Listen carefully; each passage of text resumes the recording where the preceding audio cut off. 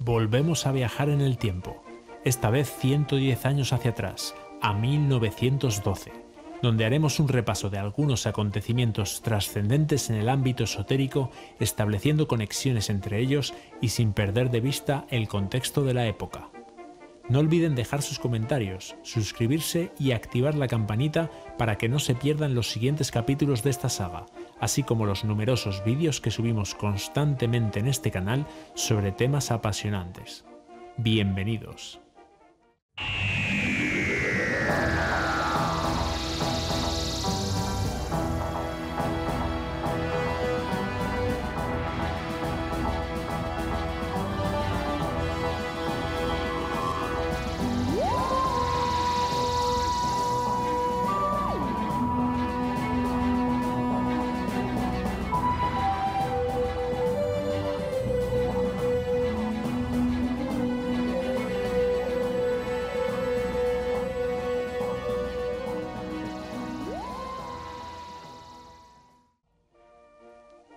Estamos en el preludio de la Primera Guerra Mundial,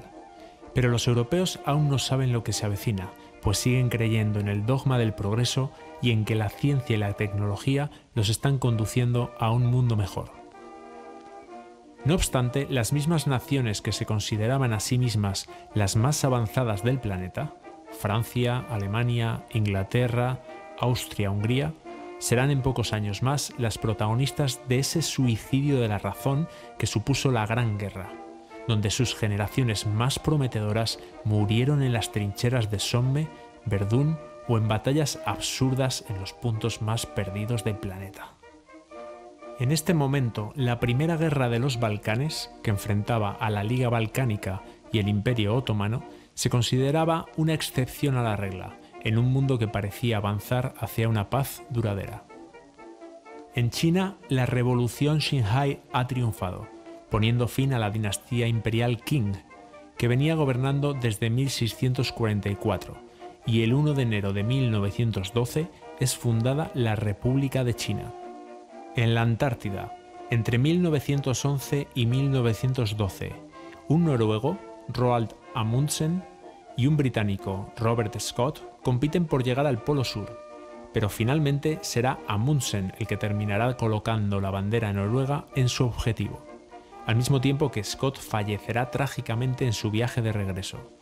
La conquista del Polo Sur fue anunciada públicamente en Australia el 7 de marzo de 1912.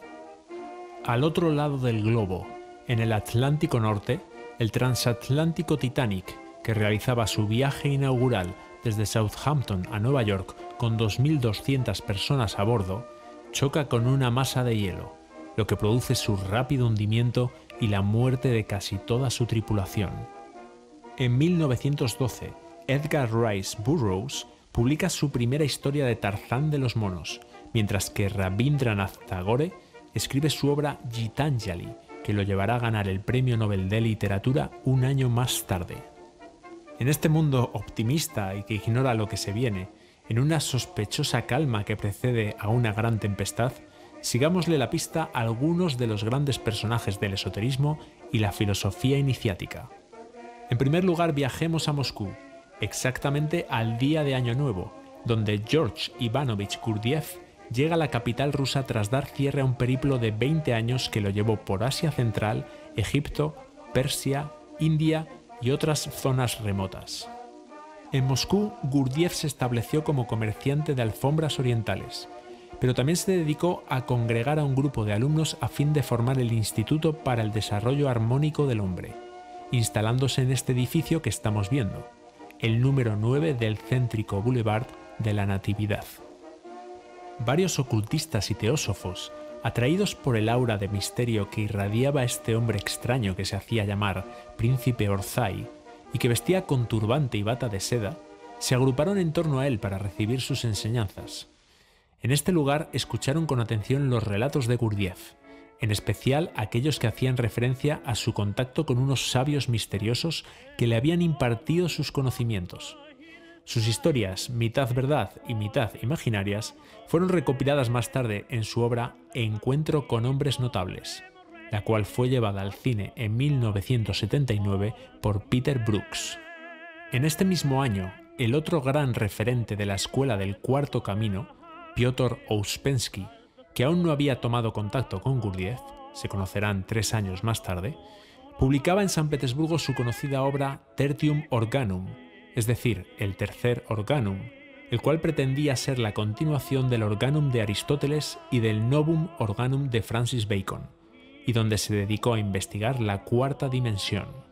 En París, en el número 51 de la calle Saint-Louis-O'Neill, encontramos en estos días a René Guénon,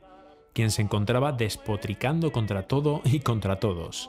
Declarado enemigo del espiritismo y de la teosofía blavatskiana, este escritor tradicionalista colaboraba en estos días con el periódico La Francia Antimasónica, donde señalaba con un dedo a todos aquellos que él consideraba contrainiciáticos, los que para Guénon eran prácticamente todos los esoteristas y todas las órdenes esotéricas occidentales. Hacía una excepción con la masonería y el compañerazgo, pero al asegurar que estas dos órdenes también estaban en franca decadencia, las puertas de la iniciación en Occidente, según él, estaban cerradas. Por esta razón, y decepcionado de su incursión en el mundo de las órdenes de su tiempo, Guénon entró en contacto con el sufismo y entabló amistad con el Sheikh Abdul Haq, un erudito que publicaba una revista llamada Al-Tariq. Por esta vía, Guénon se terminó convirtiendo al Islam en este año 1912, iniciándose en la orden sufí de Sadhili a través de Ibn Agheli, y pasando a ser conocido con el nombre de Abdel Wahed Yahi, el servidor del único. Una de las escuelas que Guénon más despreciaba era la Sociedad Teosófica, que en estos días centraba toda su atención en el joven Jiddu Krishnamurti, que había sido descubierto años antes por Charles Webster Leadbeater, para ser el canal de manifestación de Maitreya, es decir, que se esperaba que Krishnamurti fuera el instructor del mundo. En este momento, Jiddu Krishnamurti tenía 17 años, y hacía 2 que se había publicado A los pies del maestro, un libro que, al parecer, escribió con la colaboración de Leadbeater. El 19 de enero de 1912, el padre de Krishnamurti firmó un documento en el que daba su consentimiento para que el muchacho y su hermano menor Nityananda viajaran a Inglaterra con Annie Besant para recibir su educación en Oxford.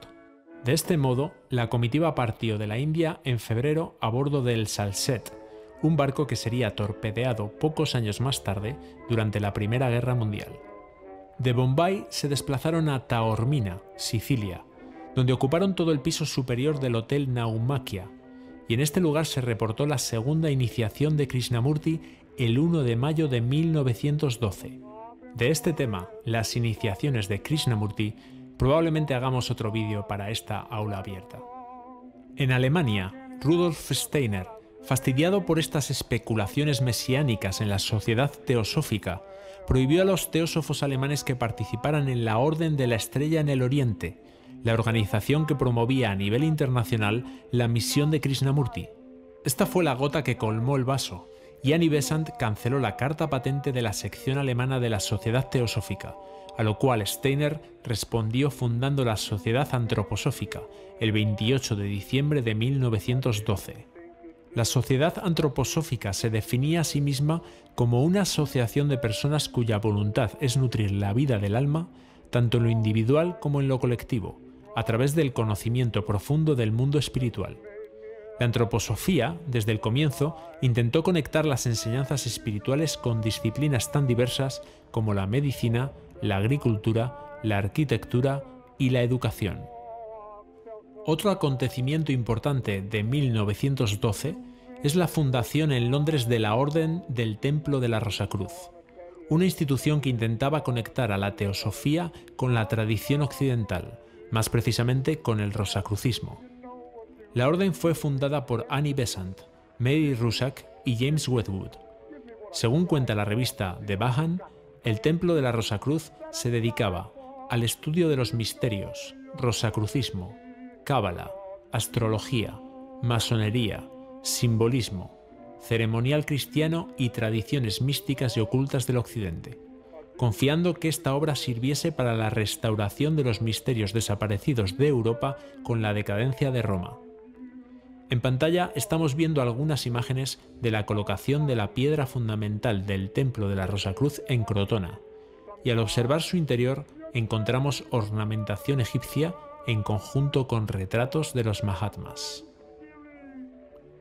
La Orden del Templo de la Rosacruz estaba también vinculada a la figura de Krishnamurti, como todas las iniciativas teosóficas de este momento, pero también estaba ligada a los anteriores intentos del alemán Franz Hartmann en presentar una versión occidental de la teosofía, que equilibrara la visión extremadamente orientalista de la obra de Madame Blavatsky.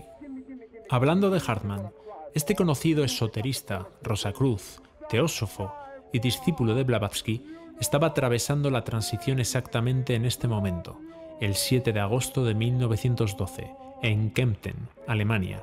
donde había intentado establecer un monasterio teosófico Rosacruz, una idea que puede vislumbrarse en su interesante novela, Una aventura en la mansión de los adeptos rosacruces, que fue publicada en Boston en el año 1887 y firmada con el seudónimo de A Student of Occultism, un estudiante de ocultismo. El proyecto de edificar un monasterio teosófico Rosacruz en Kempten no contó con los apoyos suficientes y por eso no llegó a plasmarse, pero vale decir que este lugar no fue elegido al azar, sino que era la ciudad donde el mismo Hartmann había nacido y también el lugar donde había impartido sus enseñanzas rosacruces el no tan conocido Alois Mailander, que muchos consideran el eslabón perdido entre el rosacrucismo original y el neorrosacrucismo del siglo XX. Sin embargo, la inspiración de Hartmann para dar forma a una comunidad regida por principios esotéricos y rosacruces seguramente había surgido al observar los avances de ciertas comunidades utópicas que estaban surgiendo en Norteamérica, especialmente en Crotona, California, donde se estaban construyendo los cimientos de una comunidad teosófica, y en Point Loma, también en California, donde la teósofa Catherine Tingley, sucesora de William Judge, había establecido con éxito la comunidad de Lomaland, donde destacaban estos dos edificios impactantes, el Templo de la Paz y la Academia, los cuales estaban coronados por cúpulas de amatista, las cuales se iluminaban en la noche y podían observarse desde alta mar. En Lomaland, la educación de los niños se impartía a través de una escuela de Raja Yoga, y a los pequeños se les llamaba de forma cariñosa pequeños filósofos. También vale destacar de esta comunidad un teatro griego al aire libre, que aún sigue en pie, y una universidad teosófica. La comunidad de Tingley contaba también con un hotel, un teatro, una fábrica textil, una carpintería, una panadería, una editorial y otras iniciativas para que el proyecto fuera autosuficiente. Dejemos atrás la luminosidad y alegría de Lomaland para seguir los pasos de Aleister Crowley. Este personaje, como siempre, estaba dando la nota y sea cual sea el año en que decidamos investigarlo, siempre aparece envuelto en escándalos y cosas turbias. A principios de 1912, Crowley publicó El libro de las mentiras, donde hablaba de varios temas de magia y ocultismo. Al leer la obra, Theodor Reuss, líder de la Ordo Templi Orientis, Otto, vio en esta obra un plagio de sus ideas y la revelación de ciertos secretos que no debían ser publicados. A lo cual viajó a la casa de Crowley y se dio la siguiente escena, que es dada a conocer en La Gran Bestia, una biografía de Crowley escrita por John Simmons. Dice Simmons: una noche de 1912 alguien llamó a la puerta de la casa de Crowley, en Victoria Street. Era un misterioso desconocido, que solicitaba hablar con él. Se trataba de Theodor Reuss, jefe de la Ordo Templi Orientis. No se anduvo con preámbulos, acusó sin más a Crowley de haber publicado el secreto más exclusivo de la Otto, el secreto del grado 9. Este lo negó. No tenía ni idea, le dijo, de en qué consistía ese secreto.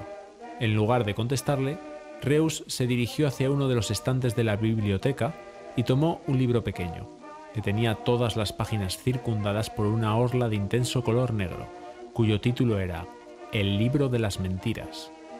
Lo abrió por el capítulo 36, El zafiro estrellado.